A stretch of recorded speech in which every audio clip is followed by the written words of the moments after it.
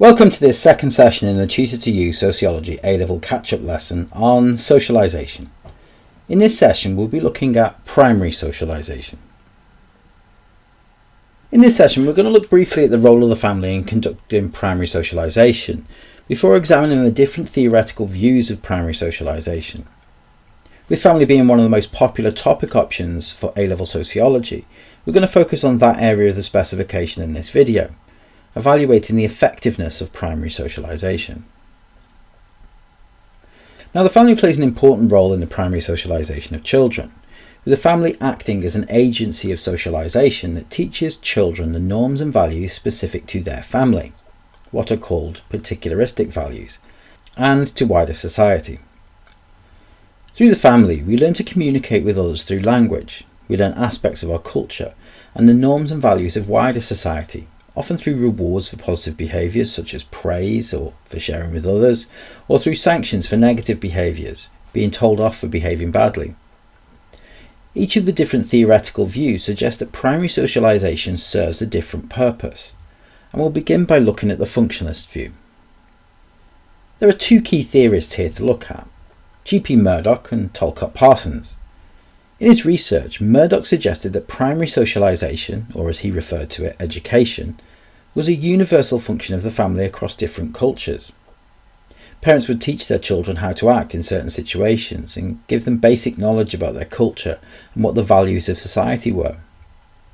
Parsons went further and suggested that primary socialisation was one of the basic and irreducible functions of the family, meaning it could not be replaced by any other institution.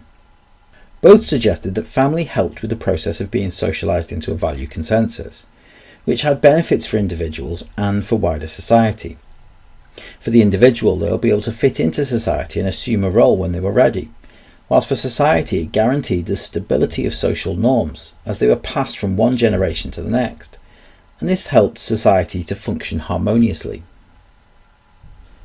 Functionists see the socialisation of children into the particularistic values of the family unit as being a stepping stone to socialisation into wider society through other agencies, as part of secondary socialisation. But they also emphasise the importance of gender socialisation. Parsons suggested that males and females were best suited to certain roles based upon their biology. The instrumental role, taken on by the male, is the provider role, while the expressive role of the female is based upon ideas that women are more caring and nurturing. Functionalists argue that children need to be socialised into their gender roles by the same-sex parent, which is one reason why they believe the best form of family is the nuclear family. Marxists are more critical of the way in which the family undertakes primary socialisation. Althusser suggested that the family acts as a form of ideological state apparatus, using the process of primary socialisation to pass on the norms and values of the ruling class. These hegemonic norms and values then control the way people think about society, with the elder members of the family socialising the younger ones into the norms of obedience, conformity, and knowing their place in society. This includes passing on the norms and values of capitalist society. Families will socialise the members within their family unit into becoming a unit of consumption rather than production. Families must provide for their own members and so have to purchase goods and work for the ruling classes in order to be able to afford those goods. It also socialises workers into not rejecting changes to their employment, as strikes and industrial action may threaten their jobs, which is required to provide for their families. The family also creates false needs according to some Marxists, with children being particularly susceptible to advertising, utilising their pester power to ask parents for new toys, clothes and gadgets. Families will also perform a form of commodity fetishism, a desire to consume, particularly in competing with neighbours, all of which serves the needs of capitalism. Feminists take a critical view of the role of the family in socialisation. They believe that children are socialised into gender-appropriate roles that reinforce the patriarchal nature of society. While boys are socialised into being active and encouraged, girls are socialised into being passive and submissive. This is in part due to the same-sex socialisation of mothers and fathers, with boys learning from their fathers and girls copying their mothers, which leads to a reproduction of gender roles. These gender roles are then present in the next generation, and it leads to girls being expected to look after their man by taking on the domestic labour in the household, whilst it also impacts on the power relationships within the family, with males being more likely to be the head of the household, as that is a learned behaviour from their primary socialisation. Although critics of this view would suggest there have been many changes to gender roles in recent years. Finally, the new right. Their ideas of primary socialisation are quite similar to those offered by functionalists, with the belief that families should socialise their children into a value consensus, one that is based upon traditional Christian values.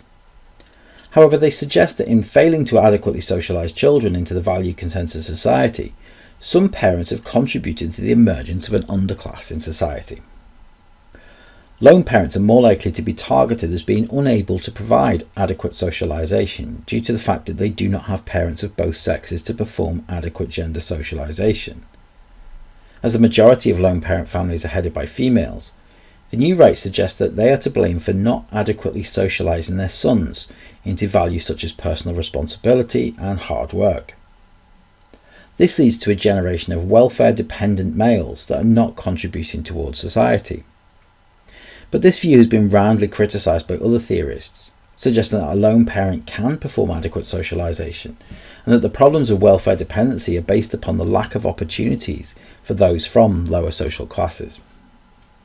The impact of primary socialisation depends upon the theoretical view that sociologists subscribe to, with functionalists and the new right suggesting primary socialisation is right for society, whilst conflict theorists such as Marxism and Feminism are critical of the way that socialisation serves the powerful by controlling the powerless. A second criticism would be offered by more contemporary sociology, suggesting that some of these structural explanations do not account for the changes in socialisation in society today. With multiple sources of socialisation, what children are taught by their parents does not always become their core values, and can be replaced by secondary agencies of socialisation. This is more evident in society today, where there are a more diverse range of influences on the personal lives of individuals. That concludes this session on primary socialisation.